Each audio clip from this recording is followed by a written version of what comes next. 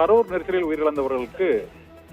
அரசு வேலை வழங்கப்படுவதற்கு அந்த கூட்டணிக்கு வெளியிலிருந்து ஆதரவு அளிக்கும் இந்திய கம்யூனிஸ்ட் கட்சியின் எம்பி சுப்பராயன் அதற்கு கடும் எதிர்ப்பு தெரிவித்திருக்கிறார். அரசியல் கட்சிகளின் கூட்டத்தில்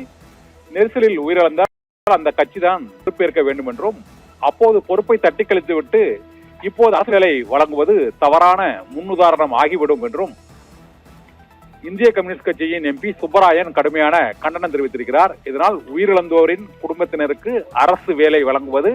அது அதிகார துஷ்பிரயோகம் என்றும், இது ஒரு தவறான முன்னுதாரணமாகிவிடும் என்பதால் அரசு பணி வழங்கக்கூடாது, அந்த குடும்பத்தினருக்கான இழப்பீட்டை தமிழக வெற்றி கழக கட்சியே பொறுப்பேற்க வேண்டும் என்றும் இந்திய கம்யூனிஸ்ட் கட்சியின் எம்பி சுப்பராயன் வேண்டுகோள் விடுத்திருக்கிறார். கரூருக்கு முதலமைச்சர் விஜய் நாளை செல்ல உள்ள சூழ்நிலையில் அங்கு பாதிக்கப்பட்ட 41 பேரின் குடும்பத்தினருக்கும் அரசு பணி நியமன ஆணை வழங்கப்படும் என்றும், 31 பேர் கரூரை சேர்ந்தவர்கள், 8 பேர் வேறு மாவட்டங்களைச் சேர்ந்தவர்கள் என்றும் என்பதால் 41 பேருக்கும் மொத்தமாக ஒரு இடத்தில் அரசு பணி வழங்குவதற்கு திட்டமிடப்பட்டிருக்கிறதாக தகவல் வெளியாகி இருக்கிறது என்றும், இந்த தகவலை ஏற்றுக்கொள்ள இயலாது என்றும், எதிர்காலத்தில் அரசிற்கு இது போன்ற முடிவுகள் கடுமையான நெருக்கடிகளை ஏற்படுத்தும் என்றும்,